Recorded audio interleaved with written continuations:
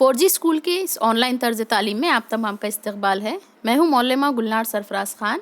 چلیے آج 8ویں جماعت کی تاریخ اور شہریت کی ابتدا کرتے ہیں۔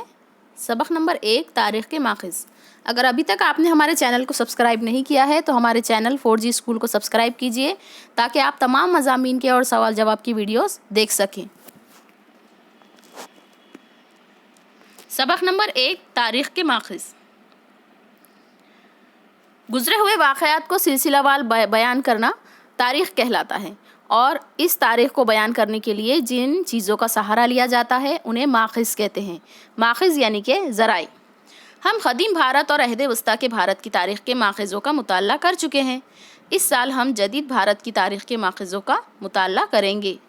تاریخ کے ماخذوں میں طبعی، تحریری اور زبانی ماخذ شامل ہیں۔ اسی طرح جدید ٹیکنالوجی پر مبنی سمعی و بصری اور سمعی و بصری ماخذ بھی شامل ہیں۔ طبعی ماخذ۔ تاریخ کے طبعی ماخذوں میں مختلف اشیاء، عمارتوں، مجسموں، سکوں، مہروں وغیرہ کو شامل کر سکتے ہیں۔ عمارتیں اور تعمیرات۔ اب دیکھیں گے کہ ہم عمارتیں اور تعمیرات میں کیا بتایا گیا ہے۔ جدید بھارت کی تاریخ کا عہد یورپی بالخصوص برطانوی حکومت اور دیسی ریاستوں کا دور تسلیم کیا جاتا ہے۔ یعنی ہم نے جو پچھلے جماعتوں میں پڑھا ہے تاریخ کے ماخذ وہ قدیم بھارت کے دیکھے ہیں۔ اب جو ہم پڑھ رہے ہیں جماعت 8ویں میں، یہ جدید بھارت کی تاریخ کے ماخذ کے بارے میں معلومات لے رہے ہیں۔ اس دور میں مختلف عمارتیں، پل، سڑکیں، پانی کی سبیلیں، فوارے وغیرہ تعمیر کیے گئے۔ یعنی جدید دور میں برطانوی حکومت کے بارے میں تاریخ دی ہوئی ہے کہ اس دور میں جب انگریز ہمارے ہندوستان آئے تھے تو انہوں نے کون کون سی عمارتیں بنائیں، سڑکیں بنائیں، پل بنوائے، پانی کی سبیلیں یعنی کہ جہاں سے پانی لوگ پیتے تھے۔ ان عمارتوں میں انتظامی دفاتر، افسران، رہنماؤں اور انقلابیوں کی رہائش گاہیں ہیں۔ دیسی ریاستوں کے حکمرانوں کے محلات، رجواڑے، قلعے، جیل جیسی عمارتیں شامل ہیں۔ ان تعمیرات میں سے کئی عمارتیں آج بھی اچھی حالت میں نظر آتی ہیں۔ بعض عمارتوں کو قومی یادگار قرار دیا گیا ہے، جبکہ کچھ عمارتوں کو عجائب گھر بنا دیا گیا ہے، مثلاً انڈمان میں سیلولر جیل۔ ان تعمیرات کو دیکھنے کے بعد ہمیں اس دور کی تاریخ، فن تعمیر، عمارت کی نوعیت سے اس زمانے کی معاشی خوشحالی کے بارے میں معلومات حاصل ہوتی ہے۔ جیسے انڈمان کی سیلولر جیل کی سیر کرنے پر، سوانتر ویر ساورکر کے انقلابی کاموں، ممبئی کے منی بھون اور وردھا میں سیوا گرام آشرم دیکھنے پر مہاتما گاندھی کے دور کی تاریخی معلومات حاصل ہوتی ہے۔ یہاں پر دیکھیے آغا خان پیلیس پونا دیا ہوا ہے، عجائب گھر ہے۔ عجائب گھر اسے کہتے ہیں۔ عجائب گھر اور تاریخ۔ عجائب گھروں میں مختلف اشیاء، تصاویر، فوٹو وغیرہ محفوظ رکھے جاتے ہیں جن سے تاریخ کا مطالعہ کرنے میں بھی مدد ملتی ہے۔ پونا کے آغا خان پیلیس میں گاندھی میموریل میوزیم میں مہاتما گاندھی کے استعمال کی کئی چیزیں اور کاغذات دیکھنے کو ملتے ہیں۔ مجسمے اور یادگاریں۔ آزادی سے قبل اور آزادی کے بعد کے عہد میں کئی شخصیات کی یادگاریں مجسمے کی شکل میں قائم کی گئی ہیں۔ یہ مجسمے بھی جدید بھارت کی تاریخ کے مطالعے کے نقطہ نظر سے اہمیت کے حامل ہیں۔ مختلف مجسموں کے ذریعے اس زمانے کے حکمرانوں اور سماج کے محترم افراد کے بارے میں معلومات حاصل ہوتی ہے۔ جس شخص کا مجسمہ ہے، اس کا پورا نام، ولادت اور وفات کی تاریخ، اس کے کاموں کا مختصر احوال، حالات زندگی کی معلومات ایک تختی پر تحریر ہوتی ہے۔ مہاتما جیوتی راؤ پھولے، لوک مانیہ تلک، ڈاکٹر بابا صاحب امبیڈکر کے مجسموں کی طرح مختلف واقعات کی یادگار میں تعمیر کی گئی یادگاریں بھی متعلقہ واقعہ، زمانہ اور اس واقعے سے جڑے ہوئے افراد وغیرہ کی معلومات فراہم کرتی ہیں۔ مختلف مقامات پر شہیدوں کی یادگاریں بھی اس زمانے کی عکاس ہوتی ہیں۔ اب ہم دیکھیں گے تحریری ماخذ۔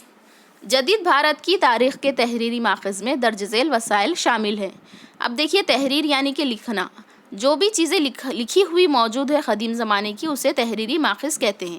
سب سے پہلے اس میں ہے خط و کتابت۔ جیسا کہ آپ نے مضمون اردو میں پڑھا ہوگا کہ غالب کے خطوط۔ قدیم زمانے میں ان خطوط کا استعمال کر کے لوگ اپنی پیغام پہنچانے کا کام کرتے تھے، تو وہ خط و کتابت۔ رسائل یعنی کہ میگزین جسے کہیں گے ہم۔ غیر ملکی افراد کے اندراجات، یعنی جو بھی غیر ملکوں سے ہندوستان آتے تھے ان کے تمام اندراجات، وہ اپنی کتابیں لکھتے تھے، جو بھی وہ اپنے خیالات کا اظہار کرتے تھے ان کے اندراجات۔ کارخانوں کے ریکارڈز، اخبارات، آپ بیتی، سوانح عمریاں اور کتابیں، یہ تحریری ماخذ ہیں۔ اخبارات و رسائل. اخبارات سے عصری واقعات سے متعلق معلومات حاصل ہوتی ہے.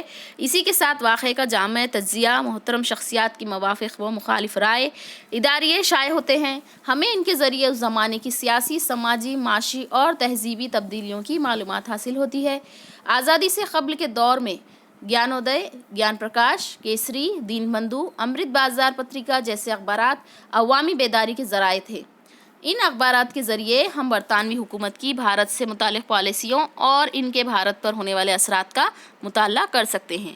برطانوی دورے میں اخبارات صرف سیاسی نہیں بلکہ سماجی بیداری کے وسیلے کے طور پر بھی کام کر رہے تھے.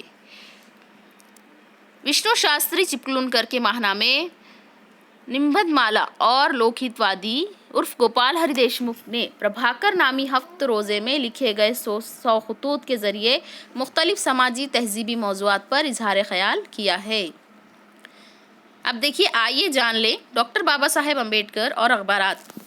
ڈاکٹر بابا صاحب امبیڈکر نے جنوری 1920 میں موک نائک نامی 15 روزہ شروع کیا. 15 روزہ اخبار یعنی کہ جو 15 دن کے بعد شائع ہوتا تھا، مہینے میں صرف 2 بار شائع کیا جاتا تھا. لیکن انہیں اعلیٰ تعلیم کے لیے برطانیہ جانا پڑا، جس کی وجہ سے وہ اخبار کو اپنے ساتھیوں کے سپرد کر گئے. ڈاکٹر بابا صاحب امبیڈکر نے اپریل 1927 میں بہشت کر بھارت نامی اخبار شروع کیا. انہوں نے عام لوگوں کو بیدار کرنے اور منظم کرنے کے لیے اس اخبار میں مضامین لکھے. اس کے علاوہ انہوں نے جنتا اور پربدھ بھارت نامی مزید 2 اخبار جاری کیے. یہ دیکھیے تصویر میں اس زمانے کے ان کے اخبار کا لوگو دیا ہوا ہے کہ کس طریقے سے انہوں نے پرنٹ کرتے تھے. نقشے اور خاکے. نقشوں کو بھی تاریخ کا اہم ماخذ تسلیم کیا جاتا ہے. نقشوں کی وجہ سے ہم شہروں یا کسی مخصوص مقام کی تبدیلی کس نوعیت سے ہوئی ہے اس کا مطالعہ کر سکتے ہیں. برطانوی دور میں قائم شدہ ایک آزاد محکمہ سروے آف انڈیا نے بھارت کے مختلف صوبوں اور شہروں کا سائنٹیفک طریقے سے جائزہ لے کر نقشے تیار کیے ہیں. دیکھیے، یہ ایک بہت ہی اہم سوال ہے اور یہ بہت ہی اہم معلومات ہے کہ ہندوستان کے نقشے تیار کرنے والا ادارہ کون سا ہے. یہ سوال آپ کو آگے کے مقابلہ جاتی امتحان میں بھی آ سکتا ہے کہ ہندوستان کے جتنے بھی نقشے ہیں یہ تیار کرنے والا ادارہ سروے آف انڈیا ہوتا ہے. نقشوں کی طرح ماہر تعمیرات آرکیٹیکٹ کے تیار کردہ خاکے بھی فن عمارت سازی نیز کسی حصے کی ترقی کے مراحل کو سمجھنے کے نقطہ نظر سے بہت اہمیت رکھتے ہیں. مثلاً ممبئی پورٹ ٹرسٹ کے پاس ممبئی بندرگاہ کے پہل تیار کردہ خاکے ہیں. آگے چل کر بندرگاہ کو ترقی دینے کے لیے ماہر تعمیرات اور انجینئروں کے تیار کردہ خاکوں کی مدد سے ممبئی شہر کی معلومات حاصل ہو سکتی ہے. اس سبق کا اگلا پارٹ دیکھنے کے لیے ہمارے چینل 4G اسکول کو سبسکرائب کیجیے اور اپنی تعلیم جاری رکھیے.